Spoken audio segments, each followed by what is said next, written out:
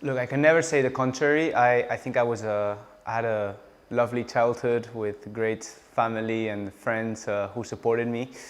Even though I was born with a disability, a physical disability, which of course in theory it was a problem or a big problem. Of course there were things that I couldn't do.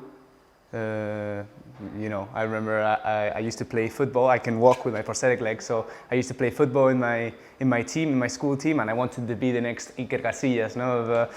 And when I was 13, 14, we were getting stronger. My friends were getting stronger and faster, and I couldn't keep the rhythm.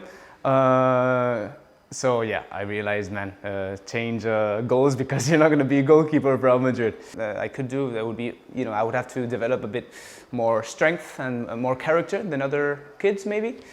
And then I realized when I was 13, 14 and I realized that I couldn't be a goalkeeper for Real Madrid in the future, I found out what adapted sport was, Paralympic sport. And there was a moment where I started competing in tennis and ski. And this was a great moment for me, right? Because for the first time I could compete in equal opportunities with the rest in the same conditions. I wanted to study also. Gladly, I liked what I studied. I really liked the economics path. And maybe also out of necessity, because at that moment it was very difficult to live, to do a career professionally. To be able to live off wheelchair tennis. In Spain there wasn't a national program, there were barely sponsors, so it was the clear thing to do. Also my parents, I wouldn't have had a chance, I think. I'm close now to enter the top 8 and my main goal is to be the top player I can.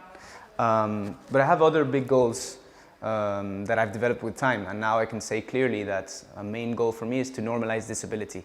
I think there's still a negative stereotype regarding disability. People still see a physical disability, someone with a physical disability on the street, and they feel pity. There's a lot of ignorance, not with bad intentions, it's just what it is. And humor. This is why I launched Vale la Pierna. I'm not sure how you can translate it in English, worth the leg, but it's not the same, which is to use humor to normalize disability.